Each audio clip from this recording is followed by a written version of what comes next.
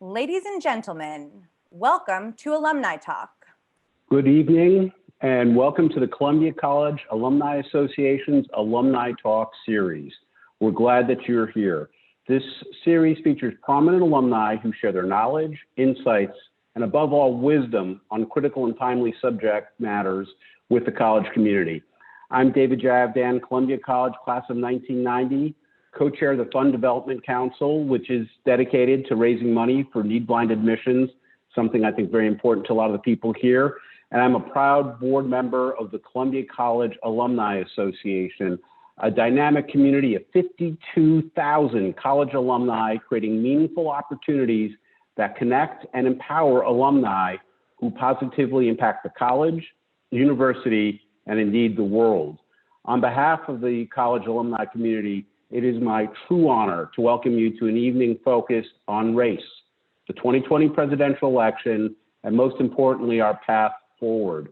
On a personal note, to me as an immigrant to the United States, a Jewish kid from Muslim culture who made his name upsetting the US government by bringing human rights litigation against nations that we wanted to be friendly with, I could not be more honored to be here. I feel truly unworthy.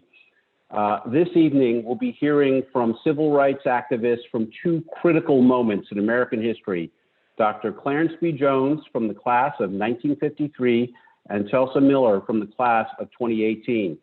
Dr. Jones is indeed a national treasure and icon of the Black freedom movement. He served as Dr. Martin Luther King Jr.'s speechwriter, strategic advisor, and legal counsel.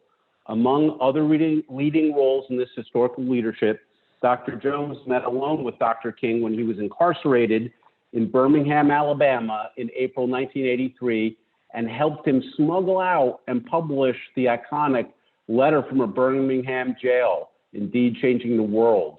Dr. Jones helped plan the iconic, I may be using that word too much, but it's true, March on Washington for Jobs and Freedom in August of 1963, and drafted the first 7.5 paragraphs of Dr. King's I Have a Dream speech, which to me is like drafting the first 7.5 paragraphs of the Torah. Dr. Jones will be joined by leading youth activist Chelsea Miller. Chelsea is a co-founder of Freedom March New York City, NYC, a youth protest and policy group. She's also founder and CEO of Women Everywhere Believe, Inc., a national organization that trains women and girls of color to be civic and corporate leaders.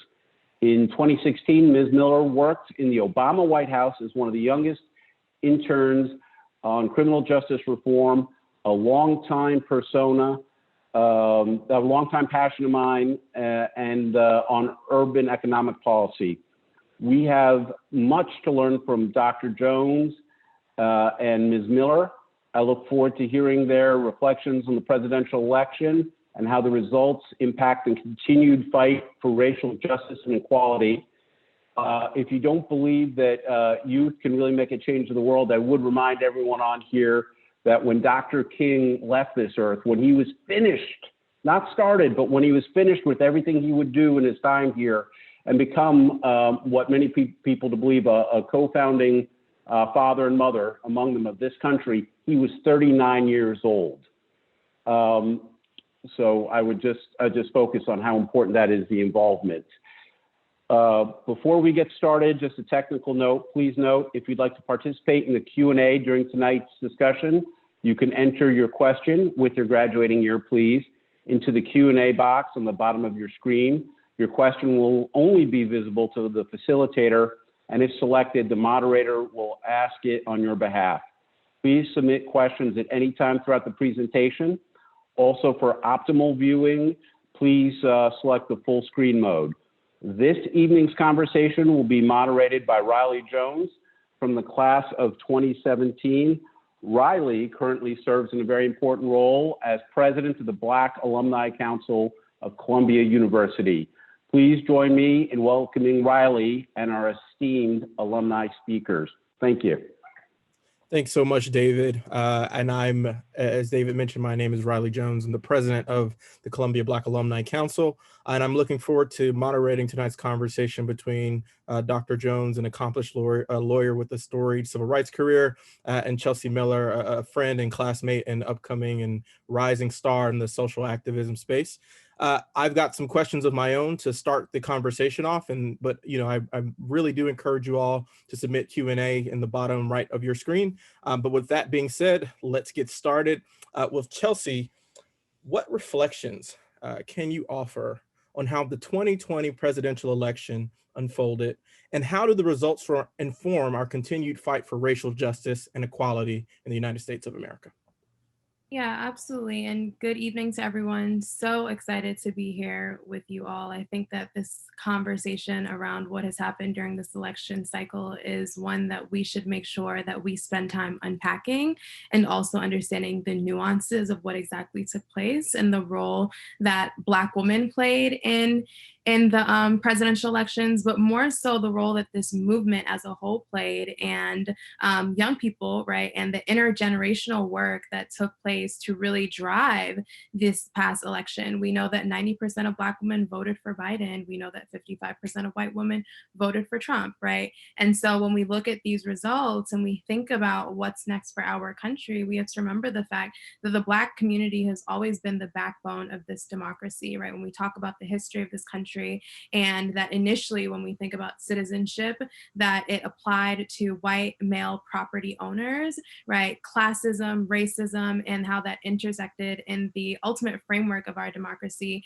and the delayed promise of freedom and justice for all. And I think that what we have seen throughout history is that whenever, right, there is a push for Black freedom and equity, that there is that backlash. And so during the Obama administration, what we saw when the rise of Trump and Trumpism, as we call it, truth be told, nothing is new about Trumpism. It is really just bigotry that now has a name and a spokesperson for it, right? Bigotry that we've seen throughout history. And so all of that to say that there's a lot to be said about this election and the fact that voter registration actually plateaued before the George Floyd uprisings that took place across this country. And I'm so excited this evening to be in conversation with Dr. Jones and to talk about, the history of it all. I was actually 23, the same age as John Lewis when I spoke at the March on Washington this year. And I ground our activism in the history of the civil rights movement and talk about a lot: Freedom Summer, Bloody Sunday, all of these really critical moments within the civil rights movement that has shaped, today. And one of the things that I tell my peers is that if you are wondering what you would have done during the civil rights movement, the answer is whatever you're doing today. The civil rights movement never really ended. It just has taken on new forms and shapes. And I think that's important. And I'm looking forward to unpacking that further. And just because Biden is president does not mean that the work is done. It's also something that I say a lot. And so we can definitely have that conversation as well. Thank you, Chelsea. And so, Dr. Jones, what about you? I mean, we have a ton of things going on in the state of Georgia. President Trump still is unwilling to concede right now, and the American people's final decision has been cast in terms of ballots. What's your take on how the 2020 presidential election has unfolded, and what does that mean for racial justice and equality in America? Well, the background is that there's a moral arc that connects what occurred in 1963 during the civil rights movement and what has occurred today. In 1963, particularly in Alabama and Birmingham, Alabama, where the country was able to see young Negro boys and girls who were marching peacefully to end racial segregation in public facilities and downtown lunch counters and access to some of the commercial businesses. When the country saw that the response to Birmingham was to put high pressure fire hoses and police dogs on those young people, that poses a moral question. Moral question is, what kind of country permits this to occur? What kind of country permits this to occur. So here we have in 2020, you see a young man, George Floyd, who's in effective police custody. And while he's in effective police custody, a policeman has his knee on his neck for 8 minutes and 46 seconds as he says, "I can't breathe," yelling or pleading to his mother. And the country is saying, what kind of country permits this to occur? These are two events. And thanks to the Black Lives Matter movement and other organizations, they said, and other organizations throughout the country said, no, no, no, no, no, no. This is not us. Those 8 policemen, they do not reflect the America and the nation that we want to be and who we are. Just as the reason we were able to get the 1964 Civil Rights Bill, the 1965 Voting Rights Bill, is the country said, no, no, no, no, no, we're not gonna, our country is not, that's not who we are. Where we see high pressure fire hoses and police dogs, we are better than this. And so that's the historic link between the moral arc of the universe that's indisputable. And I would have to say, I don't want to make my younger colleagues here tear up, but I'm just going to say as a fact, okay?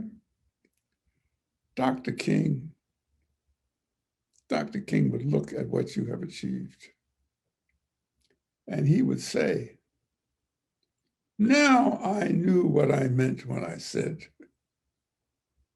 on April 3rd at the Masonic Temple, when I have been to the mountaintop and looked over and I've seen the promised land. And I may not get there with you, but I have seen the promised land. Because what occurred here during this presidential election, that's the promised land. You brought the country to the promised land. And he would weep as I wept, as I watched it. And so I speak to you with a great deal of admiration and humility. Because I say to myself, now, Clarence Jones, you think you're so big and bad, you know.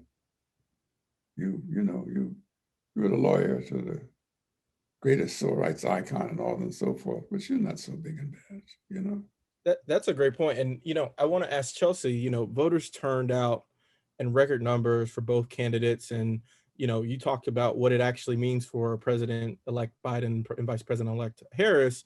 And while Biden received more votes than any other president in American history, Trump received the second most, showing how clearly divided we are as a nation. So what's your take, Chelsea, on how we begin to heal and where we go from here?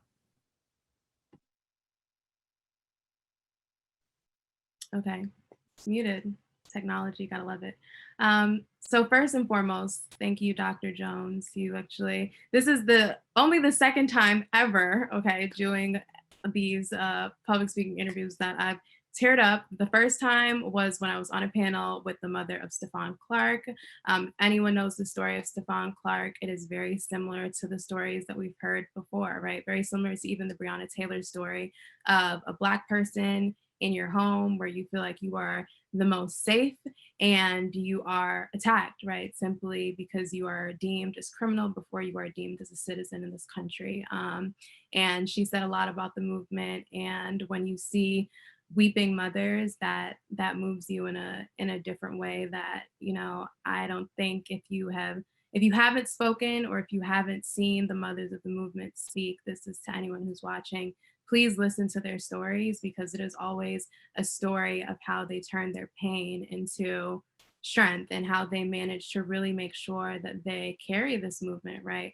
I was on the ground this past summer with the mother of Eric Garner for so many different occasions in New York City when we were fighting for justice. And imagine a mother, right, in the middle of COVID-19 being vulnerable, right, to COVID-19, because we even know within Black and Brown communities, we are the most vulnerable to COVID-19. And yet it was Black and Brown bodies who had to be on the front lines, forcing this country to look itself in the mirror and say shame. So with that being said, when I think about this election, when I think about what's next, Riley, when I think about the fact that yes, Trump did get the second most amount of votes, it is a grounding reality that the very structure of our democracy, and it's something that I can't emphasize enough, was not designed with us in mind. And truth be told, whenever people say that, Trump is the issue, Trump is the face of the issue, right? But Trump is not the issue. In order for Trump to ascend in the way that he did, he needed a base. Trump played on fear, Trump played on bigotry, Trump played on all of the characteristics that ultimately, right, is the other side of this country, the other side of what we talk about when we talk about America. This too is America. There are two Americas. And so I think that the reality is that the work doesn't stop, that it is on every generation to carry the torch of the generation before and to learn, right, from the legacies of what civil rights leaders have done, to learn, right, how we can adapt. A lot of times people say that this movement is a leaderless movement, when in fact that is false. It is a leaderful movement. But the reality is, if you know your history, then you know what happened to the civil rights leaders. And I'm sure Dr. Jones can talk about this further, but COINTELPRO, it's something that seems to be swept under the rug so often, but there's a reason as to why we don't have a face in 2020. That's because in the 1960s, right, and even before that, there was a concerted effort by the US government to undermine civil rights leaders. Everyone from Martin Luther King to Malcolm X to Fred Hampton, it didn't matter who it was, right? If you were building coalitions, if you were pushing against the very systems that we are talking about tonight, then you were deemed, right, as a threat. And so that's not something for us to be taken lightly. And so in 2020, you see, right, this decentralized form of doing work, but I can attest to the fact that there is nothing leaderless about what is taking place in 2020, and there's nothing leaderless about what the next 4 years is going to look like to hold Biden to account. And I don't want to just, I think it's important to focus on the number of votes, the people who voted for Donald Trump. But I think it's also, remember, let's drill down deep and look up close to what this voting means both for Trump and for Biden. Voting is about power. Voting is about power. And what we are experiencing is the largest turnout of massive political power in the history of our country, okay? And those persons who voted for Joe Biden, the largest massive turnout of Black, brown, and women power. Mm-hmm. That's what it's about, all right? So I don't want us to forget that. And I'm hopeful that the president in his appointments will remember, okay? In spite of all the massive amounts of money that were poured into his campaign from Silicon Valley into Hollywood, that's not got him elected. Say that. Okay? Black folks and women put him in the White House. Okay? That's why he's there. That's why he and Kamala Harris are there. And that's a great question. I mean, a great point, because, Chelsea, I have this question for you. What does it mean for the first woman and first woman of color to be elected to the vice presidency of the United States? I'll give it to Chelsea and then to Dr. Jones. It's incredible. I mean, similar to what Dr. Jones was saying, when you talk about the history, right, of the Civil Rights Act, the Voting Rights Act, and now it's 2020. And the truth is that the reason why it was possible for a Black woman to be named VP was because of the Black political power and movement building that took place to make that happen. And that is also in the face and in the age of disinformation. In 2016 was one of the largest disinformation campaigns targeted at Black and brown voters to suppress the vote. And that was the same exact thing that we were seeing in 2020. We would call people and ask them, you know, are you registered to vote? Do you have all the information in battleground states? And they would say, I got a call earlier this week that said that like my ballot is already in, or I can do it online. And we were speaking to people on the ground who were very much so confused, right? Because there were targeted attempts at trying to suppress the Black vote.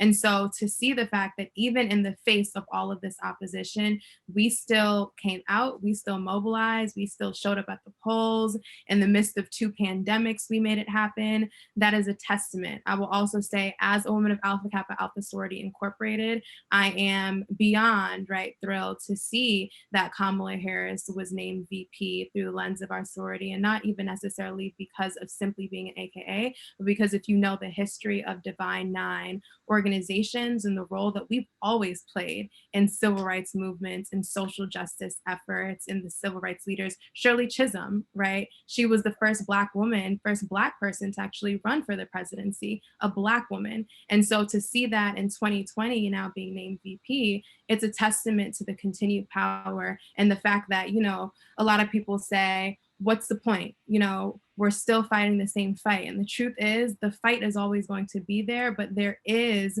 opportunities for us to have those wins. And I think it's about having those wins ultimately and making sure that we continue to do the work. Well, let me just make it very clear, if I might. Kamala Harris is a very talented person. But let me make sure that we all understand the road of historical facts, okay? Kamala Harris is a vice president today because of Shirley Chisholm, because of Ella Baker, because of Fannie Lou Hamer, Absolutely. because of extraordinary and Ida B. Wells. Ida B. Wells. Okay. She is just the beneficiary of a long legacy of women that came before her that took no prisoners. You understand what I'm saying? Right. Now you're talking to somebody. I've been either an observer or a delegate at every Democratic Party convention since 1960, with the exception of 76, 2000, and a couple of them. But I was at the Democratic Party convention of 80, 84, and 88. Okay, Jesse Jackson. Okay, all right, everybody. I mean, I'm amazed that somehow Jesse Jackson is somehow pushed into the background. They changed Jesse Jackson's candidacy for president is what innovated, what energized the Black voting base of the Democratic Party more than anything else in the history of Democratic Party politics. Little rocks just lying around. That's what he used to call those votes. And so I want to talk to you about voter suppression because none of this happens without the work that Chelsea did. But to your point, there's also a long historical legacy of voter suppression. So Dr. Jones, how would you explain voter suppression to someone who doesn't think it's an issue, and what do you think it looks like today? Okay.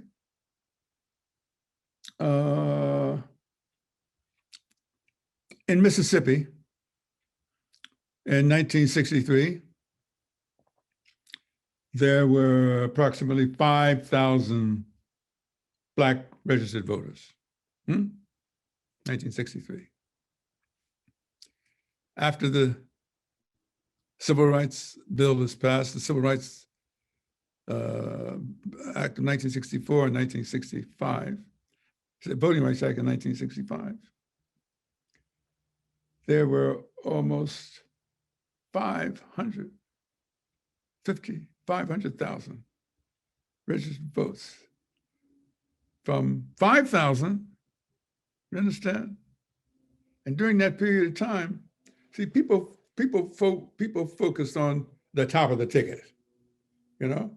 But you had things like the dog catcher, county assessor, school board. So all these up and down, they were totally excluded. And all of these positions began to be filled. And the way I heard it say by a Black, white Mississippi politician who says, years ago, I told those niggas they just have to mind their business. And then a little later I'd say, well, Nigra, let me see what you have to say. And then as I saw that I couldn't get elected without them, I said, well, Mr. Jones, what are your needs? We would welcome you. So he was able to change his language over a period of time from being a nigger, nigra to Negro to someone of respect, because they knew he couldn't get elected. And that doesn't mean that his deep roots in white supremacy and was ended, but he understood political power. He understood political power. That's a great point. And so, Chelsea, I mean, as someone who has been on the front lines in terms of addressing voter suppression, how do you think the methods in terms of, you talk about, contacting voters on the ground, how have the methods of fighting against voter suppression changed? I would say that, truth be told, the times have changed. The methods have adapted, but ultimately the root of it is always the same. It's meeting people where they're at. There are a lot of young people. I remember for National Voter Registration Day, Freedom March organized a voting effort across various boroughs in New York. And I remember running into two young Black men who were actually around my age. And, I just pulled up on them. I'm from New York. So I was like, are you registered to vote? What's going on? And his response was, no, I'm not registered to vote. And, the social justice person in me, the activist, is like, what do you mean? And then really having a conversation with him, he was like, you know what? I'm going to be honest. Like, I live in a shelter. I really don't even know the difference between Biden and Trump. To me, right, I think I'm supposed to be voting for Biden. I'm not really sure. But truth be told, there's so much stuff going on in my life on a day-to-day basis. I'm tapped out. And so a lot of what it comes down to is really making sure that we emphasize the power that is in the electoral process, but also understanding that is not your only place of power, right? I think that's important. I also think that it's important to recognize the fact that there's a history within this country. There's an intentionality, right, in conditioning people to believe that their vote doesn't matter, to believe that civic engagement is something that is beyond their reach, right? When civic engagement, really, what is civic engagement? Who even came up with that terminology? What it comes down to is the issues that impact you and your community, show up for them. That's really what it is. And so what you see, right, is as a history, you look at our textbooks, why is it that the pictures of the civil rights movement are always in black and white? There was color photography. So we have to understand that there is an intentionality, right, in trying to separate us from the very things that essentially, right, are created as our pathways to getting economic, political, social justice, and reform. And so what we have to do is think about how we continue to engage people about these issues. That means it's not just about posting on social media, it's showing up at your block where there's the guys hanging out in front of the deli, right, and saying, did you go vote? If not, like, all of y'all need to pull up next week, or the city council meeting is happening next weekend. I want you to get 10 other people from the block, and we need to go together. And that's just the reality of it. And it's continuing to build power and meeting people where they're at. And that's something that I believe in. A lot of times we have these conversations in these bubbles and pundit rooms and panel discussions. But the truth be told, the people that they're targeting,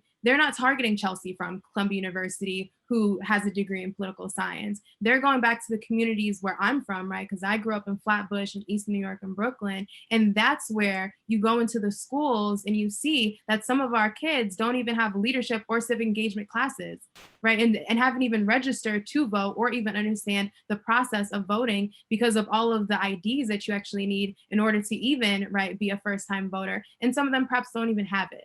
And so there's a lot of work that needs to happen and a lot of undoing, but also teaching and going into our communities and having those conversations, doing that work, and the legal side of it too. I've yet to see Twitter or Instagram put its mark on a voting ballot.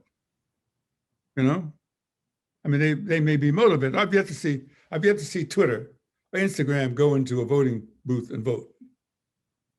Okay? It's a person. Okay, so it's very important that they be part of the motivation of people to vote. And from my historical standpoint, I want to try to be sure that people see that there is a realistic connection,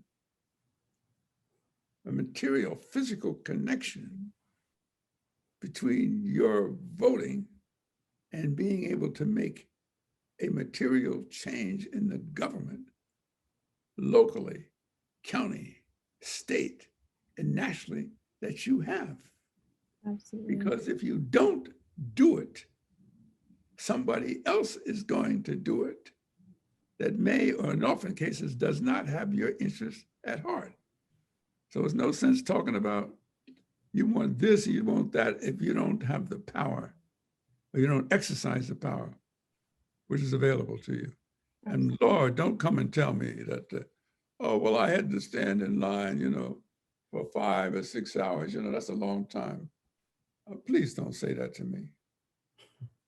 Please do not say that. I'm wondering what guidance or counsel can you offer the next generation of activists like Chelsea, whether it's around voter engagement or even just social activism in general? What kinds of lessons do you think that they can take from your generation to carry that torch forward? Wow, that's a deep question, brother. It's not. I'm gonna frame it by directing us all to a great source of wisdom. Frederick Douglass said, "Power concedes nothing without a demand. It never has, it never will." And we have to stop looking at voting as some kind of complicated mechanism. You have to look at it for what it is. Voting is the effective use of political power. So if you want to seize power peacefully and exercise power peacefully, there's no more effective way of doing it than voting. And if it requires you to stand in line an hour, 5 hours, if it stands in line 10 hours, I don't care. Whatever it requires, because that's your use of power to achieve what you want to do. Because if you don't do it, that which you object to will seize the power and exercise the power over you. So my advice is patience, determination, and fortitude. And by the way, let me just say, voting is a reflection of who you think about yourself. It's not just about other people. Okay? Do you care enough about the kind of life you want? Yes, you can be moved by the mothers of those sons who have been brutalized. But voting is also a reflection of who you are. Okay? Ain't no sense going around and giving a lot of speeches and doing all that. The question at the end of the day, are you taking your skill sets and applying them to acquire and utilize power? Why do you think the current president is fighting so desperately? Yes, it's frightening to me that he would still get as large, the larger number of votes in the history of our country in his support, because he understands power. He understands it, and he's not willing to let it go. And we have to now. I want to get a little. I'll just say how I feel. How I feel based on the role I've played with Dr. King. Now, we constitute 12% of the population, but Dr. King was smart, one of the smartest dudes I ever knew. He knew there's no way that 12% of the population was going to force 88% of the population to do something it didn't want to do. So the challenge was to get the 88% of the population white. Little did we know that a small percentage of that 88% of the population, they look white, but they were Jewish. And that small sliver of 88% of the population, they came to our aid, as well as a significant segment of the 88% of the population. That was our challenge, to convince a majority of the 88% of the population that it was in its self-interest that this segregation end. And one of the most extraordinary things about the Black Lives Matter movement, it has made the question moot. You can't be a reasonable person walking this earth and watch the George Floyd video and not say, that video doesn't speak for me. That's why I say it's a moral question, you know. And Chelsea, how do we take? I mean, and Dr. Jones, I mean that's inspirational words of wisdom. Chelsea, how do we take that wisdom to apply it to what Colombians can do to make a difference in their communities? How do we make sure that this isn't just a moment, as they say, but a movement that will sustain itself until the work is finished? Yeah, of course. So kind of to that point, when I think about the current Black Lives Matter movement, I think that Dr. Jones made a really good point talking about, right, the role that the Jewish community played in the civil rights movement. This is something that we even see today. The fact that when you go on the front lines, it is not just Black folks that are out there. It is everyone from so many different walks of life. I also want to make sure that I hold space this evening for our Black trans sisters who are on the front lines, who've also been fighting for equity and justice. And, you know, we have to, of course, salute Marsha P. Johnson and the work that she did in bringing forth, right, so much change when we talk about LGBTQ plus rights in this country. And so all of that to say that when I think about our generation and I think about what next looks like, I think it's those continued coming together of movements. When I think about what happened in November, which we're still in November, so I guess really 2 weeks ago, it's the fact that, you know, so many different movements came together and showed up. I remember this past summer, I spoke at a climate justice meets the racial justice march, right? So for me, that's really important when we talk about what's next and building in your community. It's building power in your community in whatever shape or form that looks like. We've had allies help us with digital strategy, with web design, right? I remember it was one of the first few days that we were out on the front lines and organizers were losing their voices because we were screaming in these megaphones that I don't even know where we found the megaphones from. And there was this white woman within the organizer/protest community in New York City who decided that she was going to do a GoFundMe and raise funds to get all of the organizers on the front lines equipped with the best megaphones in the market. And within 48 hours, everyone had new megaphones. And I think that's a testament to the power of community. I think that's a testament to the power of leadership, that leadership takes so many different forms.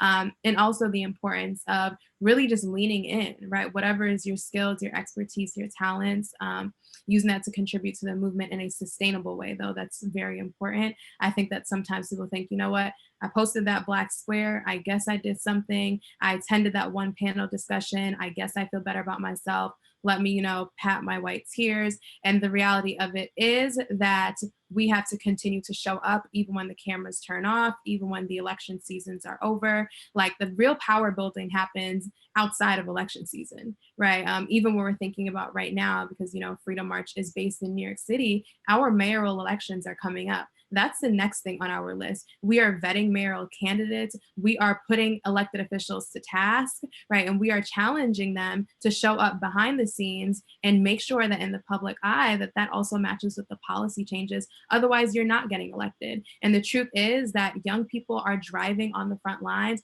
We are driving people to the ballot, and people are intimidated and they're scared of the political power that we're building. And I think that we have to continue to use that and leverage that in all spaces to make sure we're having these conversations. So whether that be your corporate job or whether that be on your college campus, make sure that you are inviting activists and organizers and the thought leadership, as well as history and knowing your history, into these conversations as we think about what's next. And then for Columbia in particular, I would say one of the biggest things that I'm pushing for is actually an activist in residence program at Columbia, similar to how we have artists in residence. I think that it's really important, especially during these very tumultuous times within our country, that Columbia University is holding itself to account and creating a space for these types of discussions to be sustainably had, and supporting their alumni who are creating change, and people throughout this country, right, who are creating change, and having a hub station for that because of the university and our history and the resources. So lots of good things to come. I'm glad to hear you speak, because one of my concerns is, Chelsea and Riley, I hope you can hear me. It looks like your mute is off. I'm not sure that you fully appreciate, historically, if you stand back, the magnitude of the power that you have. Sometimes I wonder whether you're so much a part of it on the day-to-day that you don't have a full appreciation of the magnitude of what you have achieved. So I look at it as kind of big picture. So since we're talking about this within the context of the presidential election, which you have to now decide, that don't be sure that you understand that the cabinet positions and presidential elections reflect the people who elected Joe Biden. You understand? Just don't just up close, It's women and the Black Lives Matter movement that put Joe Biden in the presidency, period. Okay? No question about it. And now you have to begin to deal with the next level is what I call effective expanding the base of your community power. Okay?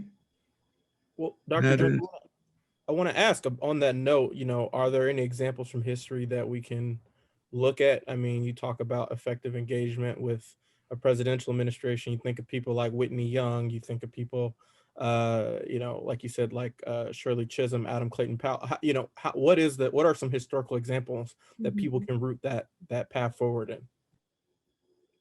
Well, the people you mentioned, that they all rooted themselves deeply within the Black community. Now, whether you agreed with Adam Clayton Powell or not, the reason he was able to get elected over and over and over and over and over again is that he was so deeply embedded and rooted in his district. So I use the example out in California, you know. I said, no fool is seriously going to run against Barbara Lee, right? So some fool did run against Barbara Lee, okay? Barbara Lee got 91.7 of the votes, okay? For example, there's some people that are close to the people and they understand. But this is my concern for you, Chelsea and Riley. I'm not so sure that you understand this lion that you have constructed and how powerful it is. It is far more powerful than its roar. It's far more powerful than the reach of its claws. It is one powerful lion and lioness. And you have to feed that hungry lion with registered voters every single day. The victory now defines your next requirement. What's your next requirement? Well, you saw you can put the president in the White House, but now you want to be sure that your voting base expands. Why do I say that? You want to have your voting base expand, so you don't want to have somebody, you don't want to be in a position where you ask somebody for a damn thing. You don't want to have a position to ask them. You want a position to peacefully tell them. There's a difference, you know? Yeah. You don't want to ask them. You want to say, well, I think it would be in your best interest if you did this. Okay? So, Because you're holding the seats of power. That's what we have to focus on now. Okay. yeah. Chelsea, your challenge, Riley, your challenge, and your colleagues are with you, is you need to, don't think that your efforts at voter registration are over. You need to go out. If you added X, Y, Z to your voting base, every day you have to figure out how many more voters can I add to the voting base today? Because whatever power I was able to achieve today, it's going to be twice that more effective tomorrow. Awesome. And moving to our audience questions, the first question comes from Connie, who's CC class in 1991. And I want to pass this to Chelsea. Once in office, what concrete steps do you think that President-elect Biden can take to improve race relations in the country? Yeah, absolutely. So there's the Justice and Policing Act. There's also the Breathe bill. Between these two, I think that there's a robust amount of policies. If you haven't taken a look at either one, I would recommend just kind of perusing it, right? Getting familiar with some of the key things that we are advocating for, everything from qualified immunity to thinking about what it looks like when we talk about taking cops out of classrooms, to thinking about reimagining our police systems altogether, right? And refunding education and refunding mental health resources and social work institutions to better serve our communities. And in doing so, right, by default, that looks like a defunding of the state-sanctioned violence that we've been seeing, truth be told, for years since the beginning of this country. And then I would also add, when we think about specifically the first 100 days, this is the opportunity, similar to what Dr. Jones was saying, to show us, right, from an infrastructure perspective, and this is also speaking to my experience of working in the Obama White House in 2016 during that transition period over to the Trump administration. It's going to be really important within the first 100 days to understand who is responsible for what, right? Everything from the Department of Justice, the Department of Education, there's going to be special counsels that are created, there's going to be advisory boards that are built out, as well as funding that's going to be allocated, and really paying attention to the funding and who will be named to do what, as we hold these people to account and we start those conversations that ultimately should look like some executive orders, right? But also should look like very key policy next steps as we continue to create change change. And I would even just say on the federal level, but also how this trickles down to states and cities, which is going to be really important. And then COVID-19, I was actually in a discussion with this earlier, but the response and the strategy behind COVID-19 is also going to be particularly important. A lot of people forget that Black and Brown communities have just been disproportionately impacted by COVID-19. And so we can't talk about race relations without also talking about, in the middle of the pandemic, what that looks like as well, and the hyper focus that needs to go on making sure that we are equipping our communities to get through this in 2021. Excuse me, and excellent what you've said. We dare not turn our backs on our sisters and brothers who are in prisons. Okay? Mm-hmm. To me, the measure of how effective and how meaningful a Biden administration is whether we see any meaningful changes in prison. I may have said this, I've spoken at different times. So, Dostoevsky in his classic work, Crime and Punishment, says that you can measure the moral values of a society and how a government institutes its values by looking at three things: how it treats its children, its elderly people, and its people in prison. So we dare not, in the magnitude of the victory we have achieved, turn a deaf ear to the people who are in the prisons in our country.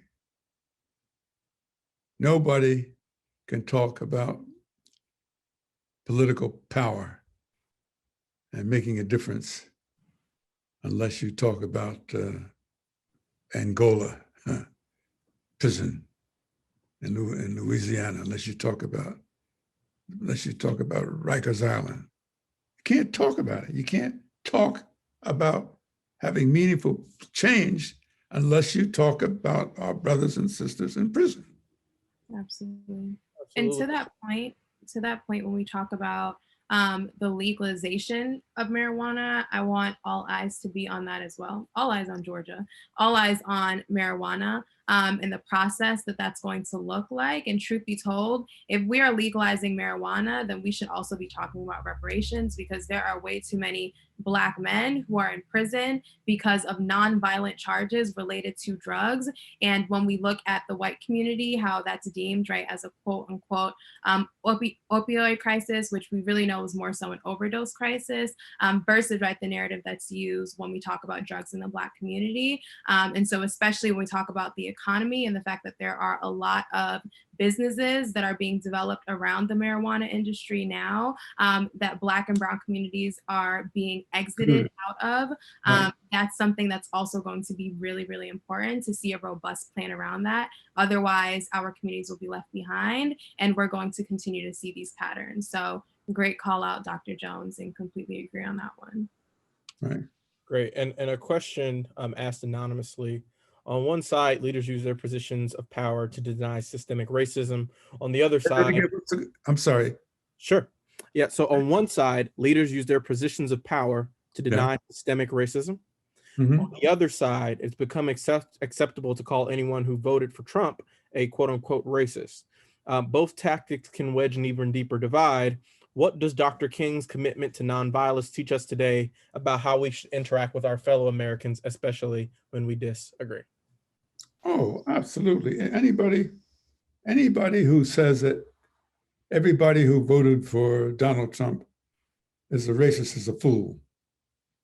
It is simply not true. There have undoubtedly, by the way, there's some people who voted for Joe Biden who are racist. Let's not get real here. All right, we have to, from speaking from the standpoint of how Dr. King would respond, is that every soul is incapable of redemption. Okay, nobody is preemptively our enemy. Everybody is potentially somebody whom we can work with. So those persons who voted for Donald Trump, I extend a hand to them. I say to them, you are my brothers and sisters. Now, I know people are going to slap me on my face when I'm about ready to say. And guess what? My people who voted for Donald Trump, I love you. Yes, I do. I don't love you romantically, but I love you and I respect you. Because I know you exercise your vote to what you believe to be in your best interest. And while we may disagree, we are all part of the same country, okay? And so just because you voted for Trump, that does not, if you voted for Trump, you're not automatically a racist. No, you're not. Some of you may be, and many of you are, okay? Yeah. But if you voted for Donald Trump, you voted for what you thought was in your best self-interest. And if I may challenge you, you were mistaken. And had I had a chance to talk to you, I can tell you why you're mistaken. But having voted for Donald Trump does not qualify you as being a bad person or per se a racist, because you're not. And Chelsea, so I mean, I think Dr. Joe makes some great Yeah. points. What I guess can you say on that point about what it might look like to be then invested in systemic racism, if not, being interpersonally a racist on that? Yeah, absolutely. So first and foremost, I saw a question regarding citations on marijuana legalization.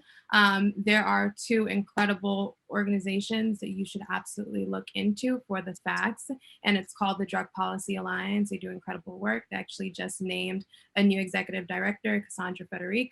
And the second one would be the Center for Justice, actually out of Columbia University. They are a hub for the resource of what this looks like. I would also say a third source can definitely be the Vera Institute for Justice. They do a lot of research on this.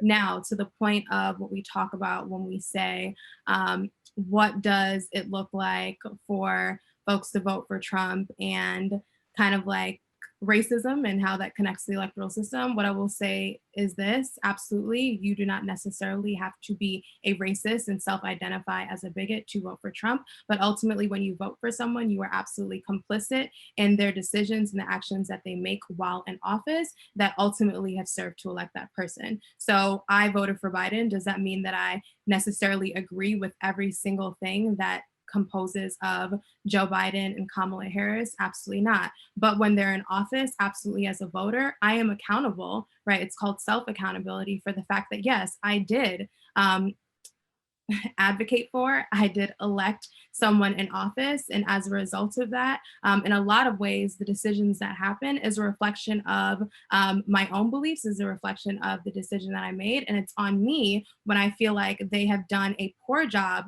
of representing me to then hold them accountable. And so I think that is the real issue when we talk about Trump supporters and when we talk about the voting base, is where is that push for accountability in Trump? If you believe that there's something that he is doing that departs from your own values and why you put him in office, then where is that same vim in saying that you are not a reflection of the majority of the voting base? Instead, what we saw in Kenosha, Wisconsin, was that Trump was actually trying to pardon Kyle Rittenhouse, right? What we saw in Charlotte was that there were good people on both sides. And so if you feel as though you are not a racist, then I would definitely implore you that in those moments for you to show up and say that, yes, I did vote for you, but also what you are doing right now is egregious, right? And is not representative of our democracy. And truth be told, when we look at what's happening right now with Trump and the fact that he is ultimately trying to undermine our democratic system, it is on all the people that voted for him, right, to say that ultimately we are conceding this election because we believe in our democracy more so than we believe in a bigot. And so that is what we are looking for when we talk about accountability, when we talk about what it looks like to ultimately, right, hold elected officials accountable, and what we mean when we say, right, that Trump supporters also have a role to play. It's not just activists, organizers, Democrats, etc. Everyone has a role to play with what we are witnessing in history. And sometimes in history, you do need to stand on the right side, and you should think about it in a bipartisan way. And And what would you say to white folks who are reflecting on their own biases now in retrospect and how they can help make change in systemic racism? Absolutely. I would say that to trust Black women, I would say to amplify Black women's voices, and I will say to show up and lean into uncomfortable conversations. There are a lot of conversations that you need to have at your dinner tables before you get to the front lines. That's something that we've been saying the entire summer, and it's true, right? We've seen so many white folks who are out on the front line saying Black Lives Matter, but then they go home and it's their racist uncle who's the troll on Twitter that nobody actually wants to be there trolling on Twitter, right? So I think that there are so many different ways for you to show up. I'd also say that because you have such close proximity, right? When we're talking about the fact that really when you break it down, 1 in 2 Americans, right, voted for either Biden or Trump, which means that as a white person, when you look at the breakdown of the fact that 55% of white women voted for Trump, chances are if I'm a white woman, right, and most of my family members, right, are white, then I have a significant amount of family members to call down the line and have these conversations with. Not everything has to be showing up on social media and making a post. Sometimes it's those behind the scenes conversations coupled with that that can really go a long way. And I would also say resourcing communities of color and Black women led organizations to do the work. Most of the work in power building that happens on the front lines and on the ground happens off election season, right? Happens with the work that we do around social justice mobilization. And for someone who asked about gun violence in the Black community, that is a very real thing. There's an organization called Life Camp that's actually committed to that. And I really wish that we would support more organizations that understand the systemic crossroads that we talk about when we think about the fact that in any country, right, or any environment where you put people in where there are conditions where economically they are under, right, served, when you look at the disenfranchisement from a voting perspective, when you look at the social injustices and you understand the history of this country, do the math, right? It was only 55 years ago that the Voting Rights Act was passed. So to the question of why we're seeing violence in this country, we need to think about why we are seeing whiteness unchecked and what does that look like to ultimately make sure that we are not being complicit in the same systems, right, that are taking on different faces, that are ultimately victim blaming and putting the responsibility on the oppressed to figure out how to make sure that we are undoing these oppressive systems.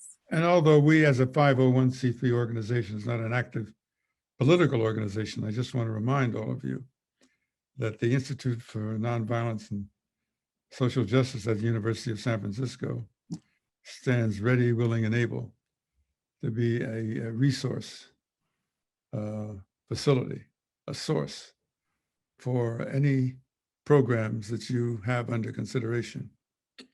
We would welcome to participate in anything that is consistent with the limitations of what we can do as a nonprofit organization, because we believe that we're trying to carry forward the legacy and the tradition of Gandhi and Dr. King. And this discussion is good. And this is the reason why I just want to remind you that you can't talk about the exercise or the victorious exercise of political power without remembering what Dr. King referred to as the least of these. And the least of these are the people in our prisons, are the young people, or the people who are homeless in shelters. That's where the rubber meets the road to determine whether effective political power can be exercised to make a change. Absolutely. And Freedom March NYC is also a 501c3. So something to keep in mind too as we think about work and all of that other stuff that needs to happen, because yeah, there's a lot. And Chelsea, I'm wondering, one of the major tools that, folks use to organize these days is social media. It's helpful in giving a voice and a platform to this disenfranchised, but how do you all use it to move from awareness to actual action and impact?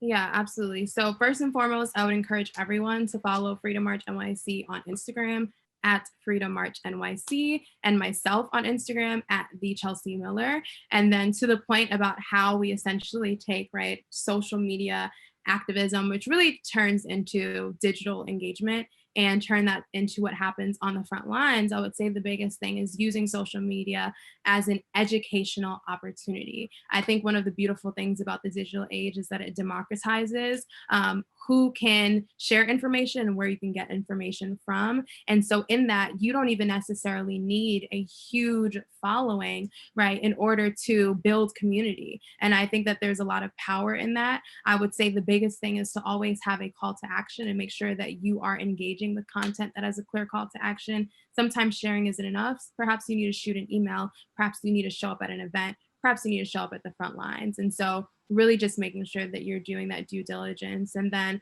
on the one hand, I would also say, I don't know if anyone is familiar with the, I don't know if it's a documentary, I don't really know how to describe it, but there was a piece that came out on Netflix called The Social Dilemma that talks about the fact that oftentimes when we are on social media, we are engaging in a bit of a bubble to the point where we alienate ourselves from alternative opinions and understandings of the world. And so I would absolutely encourage you that in that same vein, as you are consuming information, to always question the source, to always question the alternative perspective, and do your due diligence in that research and making sure that you have your facts, because your facts, your history, all of that is your power. And I would think that the alumni, Riley, I would particularly think that the Alumni Association is also challenged now that you've you had this gathering together, that to give some reflection of how the Alumni Association at Columbia going forward can be a continuing entity in this struggle for social justice. I'm just one of several people who have had a path of a journey of social justice connected to Columbia. I'm delighted that finally, before I go and meet Martin Luther King Jr., that you recognize me and reached out to me. Absolutely. And I'll pass this to you all as the last question. It's a short one. So can you share, and I'll give it to Dr. Jones and then to Chelsea, share maybe your, greatest historical inspiration and maybe a current activist or, social change maker that you're looking at for the future. The greatest historical inspiration? Yep. Oh, wow. I would say without question, and particularly after I read the